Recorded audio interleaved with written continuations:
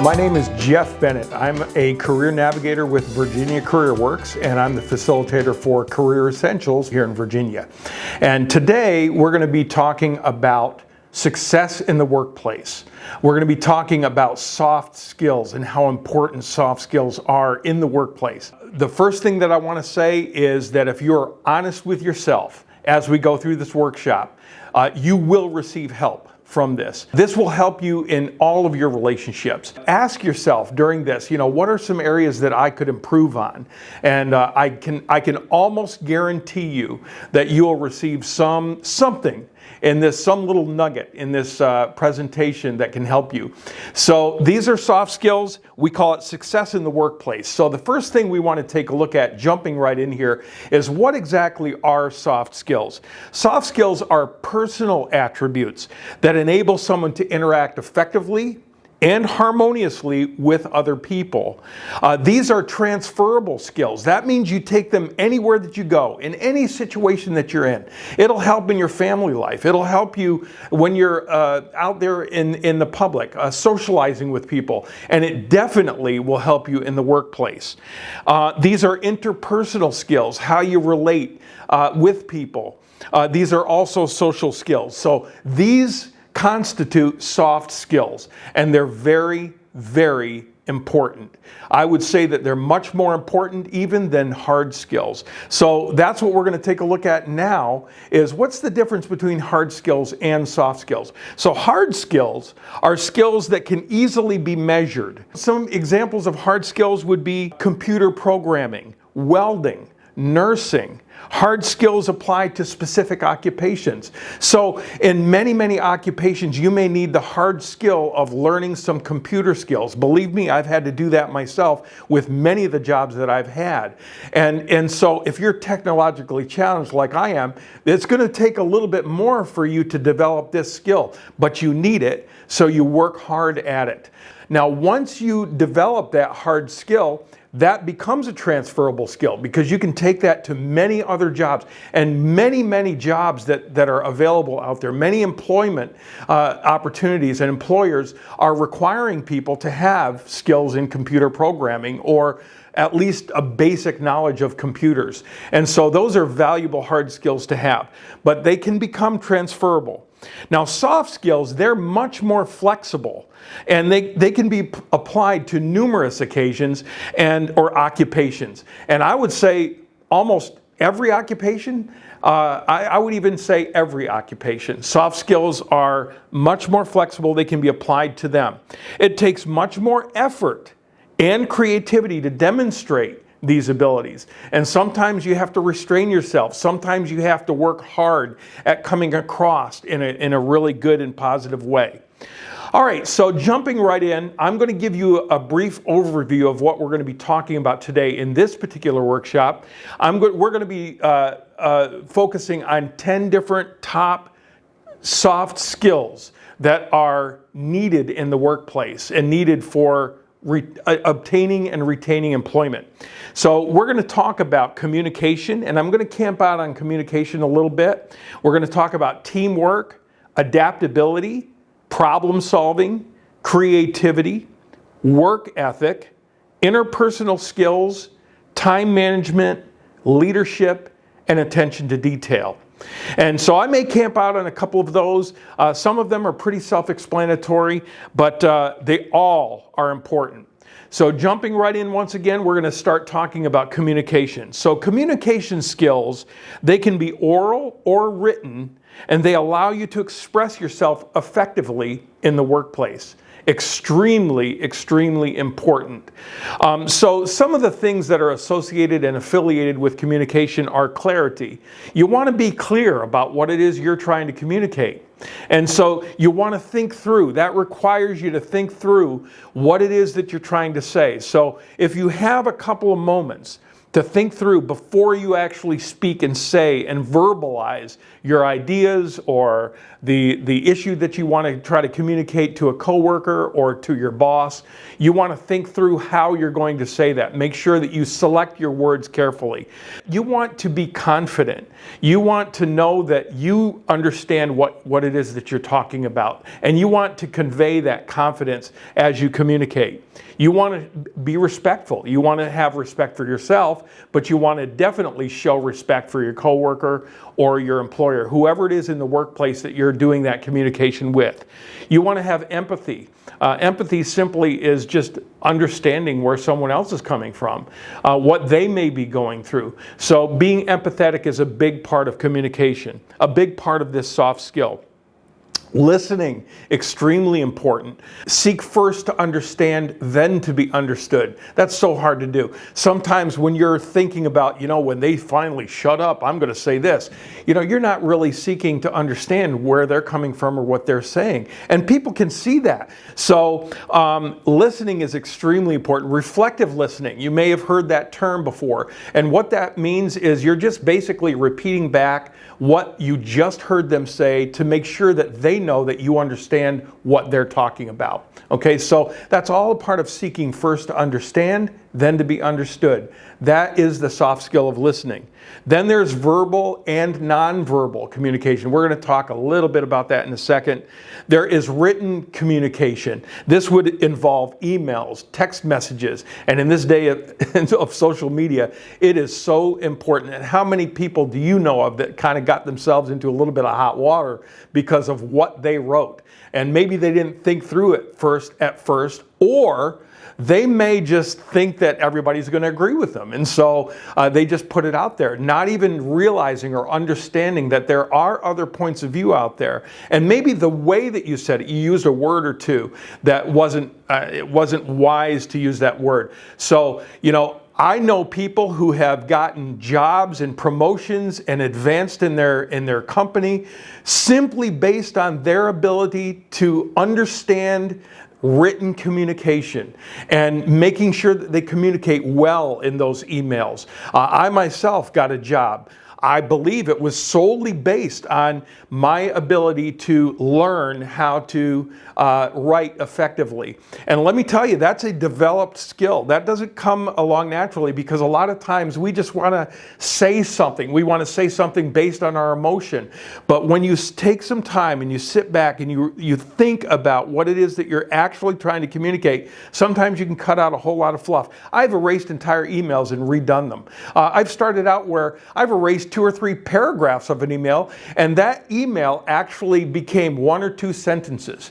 And so that ability to learn about the importance of and learn how to effectively write messages can really be a tremendously valuable skill, soft skill that can be developed, and you can transfer that and use that almost anywhere you go. In almost every form of occupation, every form of employment, there's going to be some opportunity to use those writing skills. So you definitely want to take time to develop that skill. Then there's constructive feedback. This means giving constructive feedback, depending on what your position is, and receiving it. How do you receive criticism? If it's constructive criticism, learn to take it, learn from it, adjust how you do things, make it a little bit better. It can be very, very valuable for you. All right, so now let's talk a little bit about verbal versus nonverbal communication. So that verbal communication, that includes sounds, words, speaking.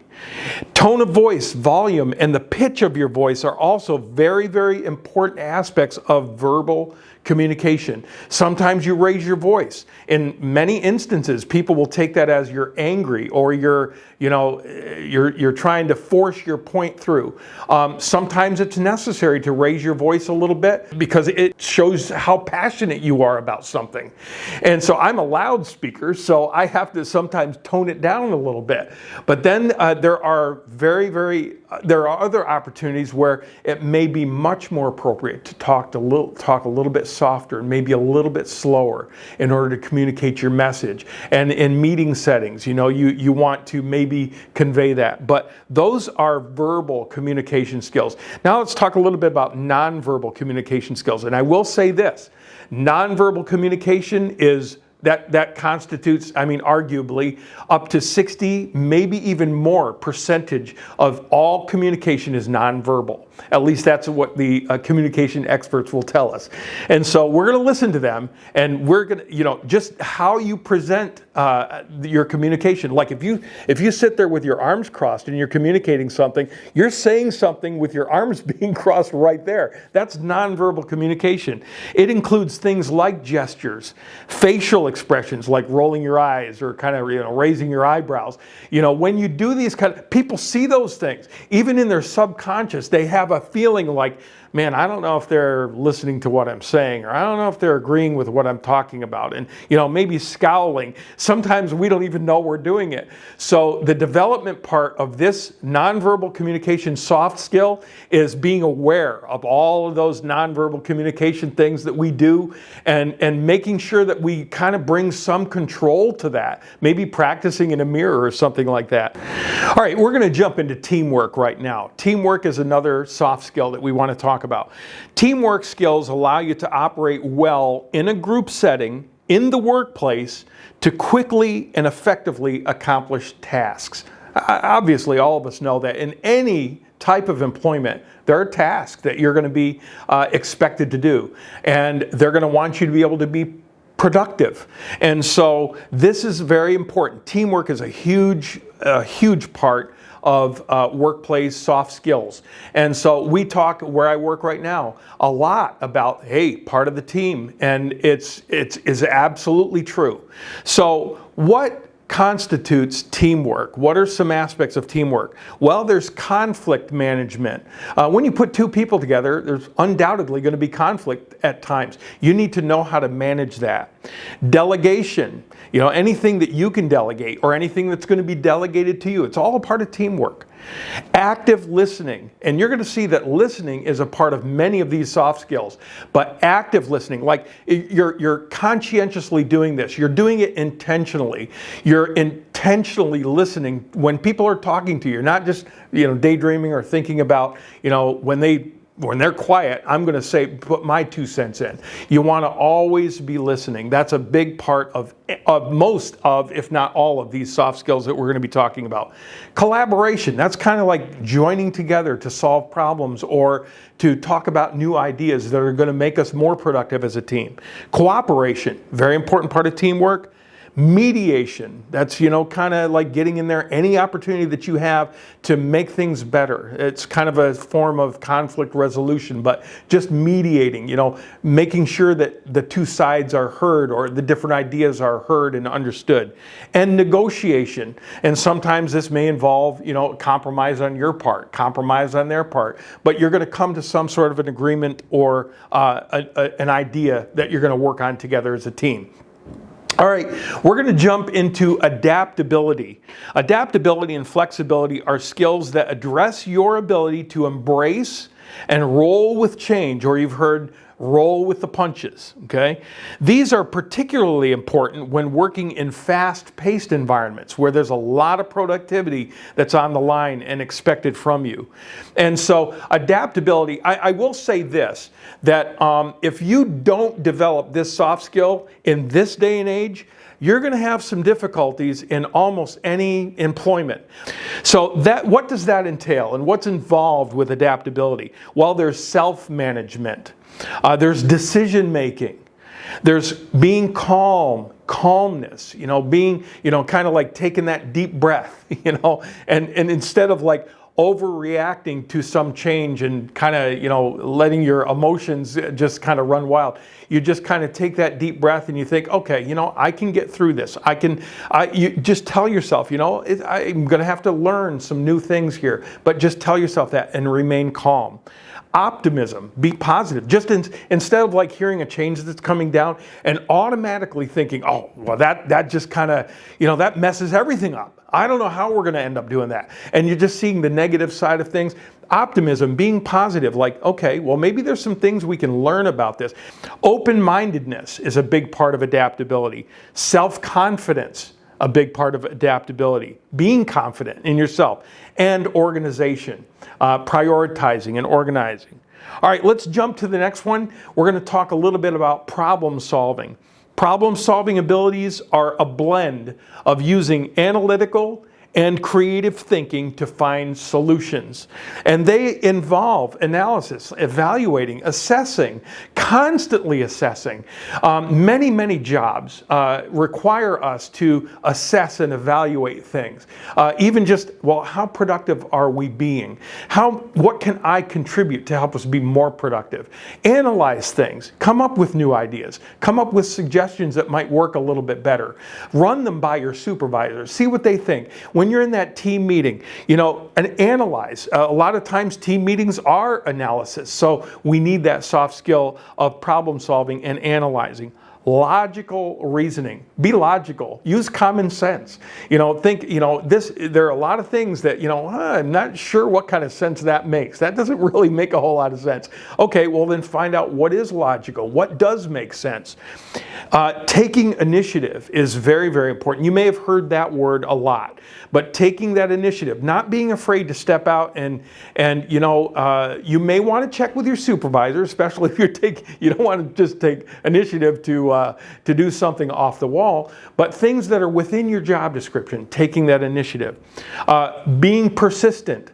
Sometimes when you're searching for employment, there's a fine line sometimes between making a pest of yourself and being persistent. Making a pest of yourself sometimes can be seen as a negative thing by employers.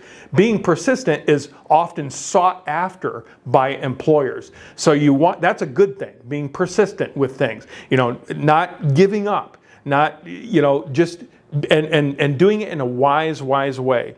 So observation is another big part of problem solving. Persuasion, just trying to, make sure that you communicate your ideas effectively. That's where that comes in. Negotiation, once again, comes in here in problem solving. Kind of figuring things out, seeing things, a couple of different sides of things. And decision making is a very important part of problem solving. All right. So let's jump on to creativity. That's the next soft skill that we're going to be talking about here. Creativity is the type of soft skill that can help you to develop innovative solutions to problems. So in any work environment, there's always going to be conflict or problems arising, and there's going to be pressure. And we want to do this as stress-free as possible. Just knowing that there's going to be some pressure, and there's going to be you've always heard this, there's pros and cons to every job. There's perks and quirks to every job. You may have heard it in different ways, but creativity is going to help you with both those perks and quirks. So creativity involves inspiration, being inspired at work. It's nice to have some passion to do what it is that you're doing at your agency or at your institution or the employment environment that you're in. So inspiration, imagination, and always thinking, like, is there a way that we could do this better? Is there a way I could be more productive? I could do this better. Find out what your style is, what works for you. And as long as it gets the job done and it gets the job done well, you're going to impress your supervisor. They may come to you, your coworkers may come to you, hey, what are you doing? This seems to be working for you. I struggle in this area, and you may be able to teach and help. That's a soft skill that you're teaching and training someone else with once you develop that. But imagination, reframing things is a big part of creativity. Insight, just always being introspective and kind of thinking and learning and, going to the internet, finding out, hey, what are some other ways, some other ideas, gaining insight all the time and then passing that on. Innovation. just being creative as we're starting new things. Just being innovative is a very, very important part of creativity. And experimenting is another very important. Don't be afraid to try this. Well, why not try that? It sounds good. You can always say, well, that didn't work, and then move back to what you were doing before, or find another way to do it a little bit better. And then questioning. You don't have to doubt, but just kind of question, well, are there ways that we can be more productive? Are there ways that I can be more productive and that I can contribute more? These are all going to be valuable things that your employer is going to notice this. He's going to like having, or she is going to like having creative people on board. So creativity, a soft skill that's very, very good. Work ethic. This is one that I would probably be very tempted to camp out on this one. But work ethic is a soft skill that proves your belief in the importance of work and its ability to strengthen your character. Having a good work ethic, a strong work ethic, very, very important. It's very, very noticed skill by employers. And this involves being someone of integrity. And I've tried to define integrity. What is integrity? What's that all about? And basically, integrity is doing the right thing, or doing something because you know it's the right thing to do. Not because someone's looking over your shoulder, not because someone may notice, not because, if I don't do this, I'm going to get in trouble. Integrity is just doing the right thing just simply because it's the right thing to do. And so you want to have integrity in the workplace. You want to be responsible. So responsibility is a big part of a strong, good, positive, healthy work ethic. Having self-discipline, and just any type of discipline, to know when is right, when is wrong, what's better to do, what's not so wise to do. Just having that discipline to be able to discipline yourself. Taking initiative is another big part of having a good work ethic. Taking the initiative. Make sure you're at work early or on time. That's impressive to your employer. Dependability is another big part of work ethic. Being dependable. Go at it. Don't, if you're not going to be dependable or loyal to the company that you're going for, then I would question whether or not you should be applying for that position. Know that you can be dependable. That's a big part of being responsible also, and a good work ethic. Commitment to your workplace, to your employer, to the ideas behind the organization that you're going to be working for. Make sure that you can be committed.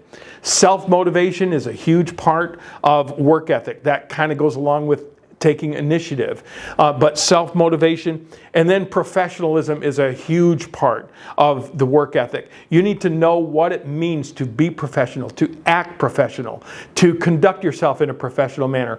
What is professional behavior? What are professional responses? When you're working with people and clients and customers, you want to always project professionalism. So that's having a good, strong work ethic.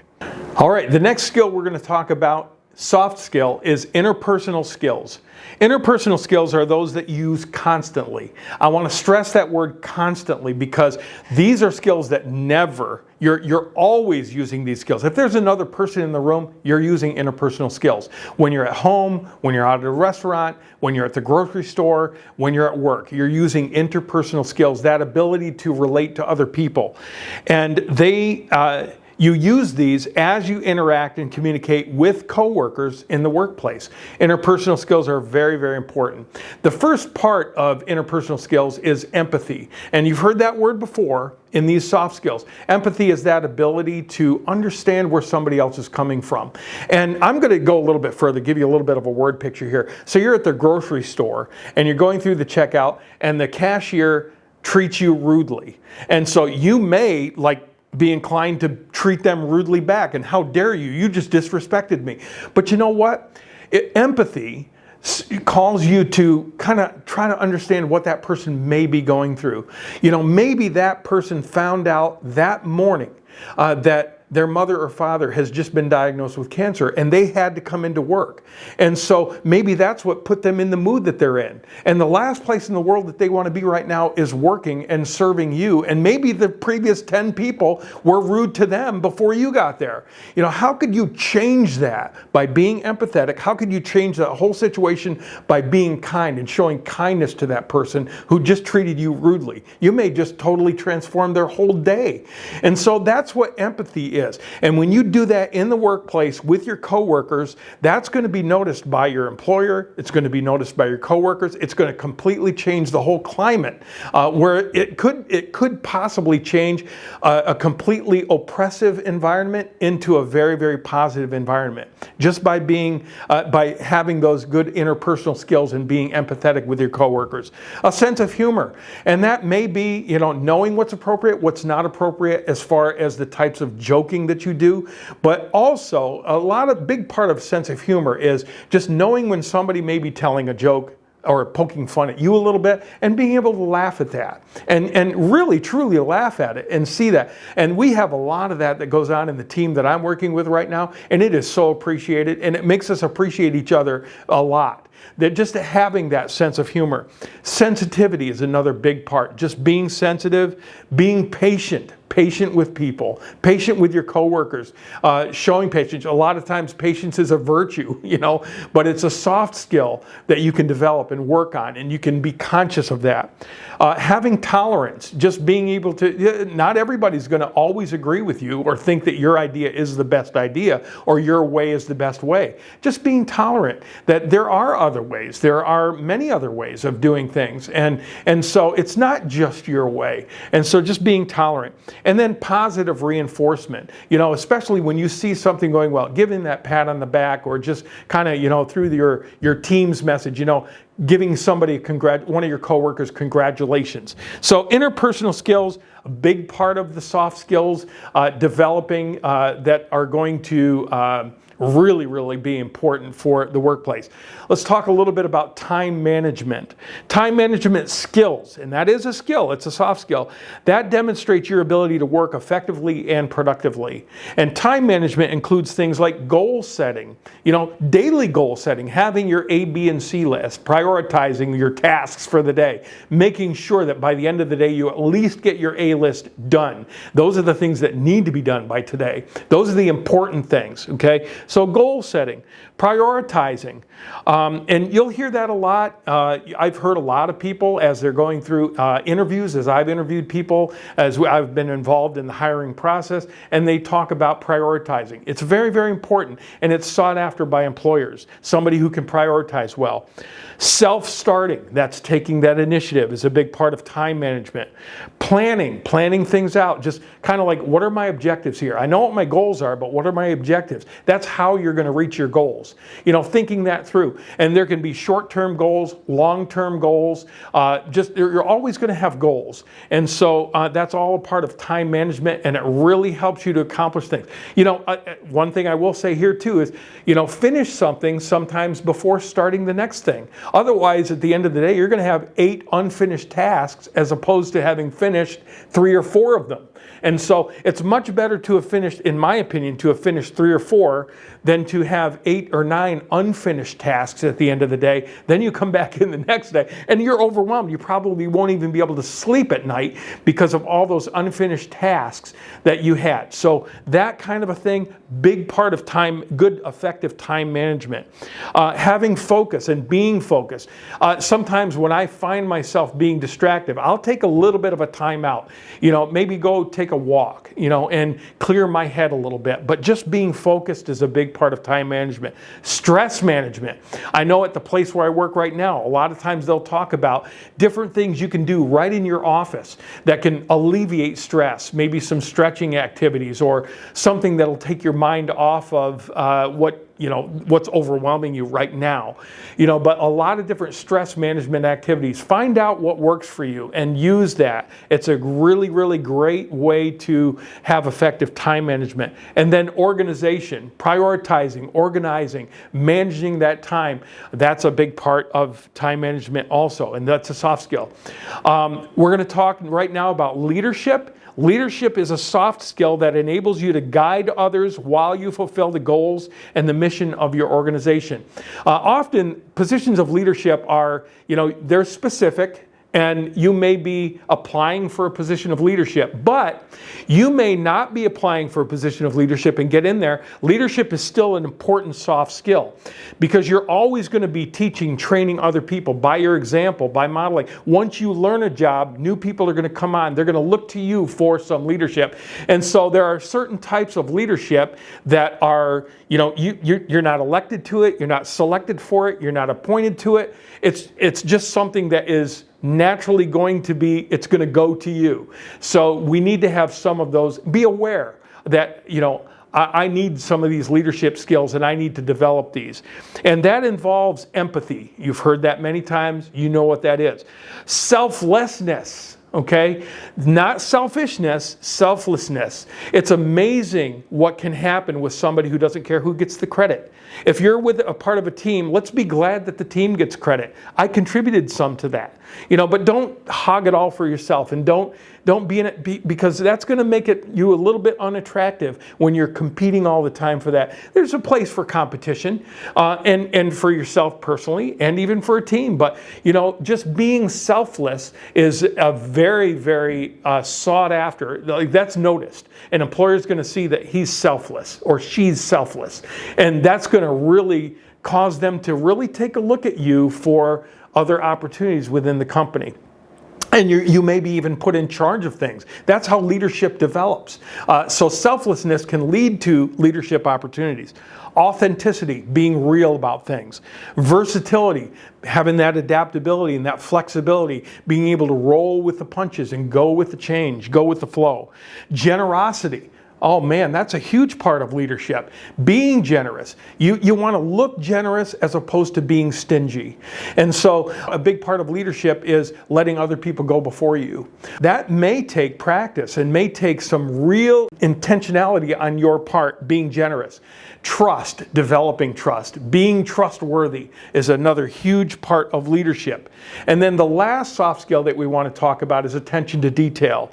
This allows you to be both thorough and accurate in your work. And that involves critical observation, always, being aware, your mind always going while you're working to look for opportunities for improvement, for better productivity, for better time management as an organization, as a team, as an individual. Organization is another big part of attention to detail, being organized. Scheduling.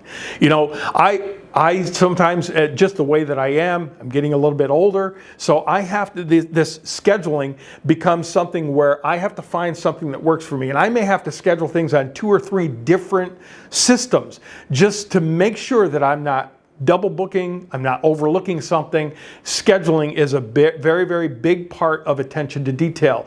Constant analysis, evaluating, assessing, and then recall, just remembering things. All right, so why do we need soft skills? According to Forbes, and I love this quote, listen to this, 94%, and this sounds like it's a pretty accurate percentage, and this was done based on an actual study, but according to Forbes, 94% of recruiters believe that top-notch soft skills outweigh experience when it comes to promotion and leadership positions. So if those are some of your aspirations, you want to advance, you want to be recognized for those promotions, you want to just do well at your work, and you want to get those pay raises. Maybe you'll find a job where your pay raises at the end of the year or at the beginning of the next year depend on how well you did or your performance in the previous year. So if you want those opportunities, then realize that soft skills are going to play a huge part in getting you there. Dressing the part. Knowing what's the appropriate type of dress for where you're going to work, what interview you're going to. I would say always dress one step ahead of or above whatever you think is going to be required for the job. Dress one step ahead of that when you go into that interview. You would rather be, you don't want to way overdressed, but you'd rather be a little overdressed than underdressed. That is noticed when you go in for an interview or when you present yourself for the very first time to the receptionist as you're handing in your application. So be very, very careful about that.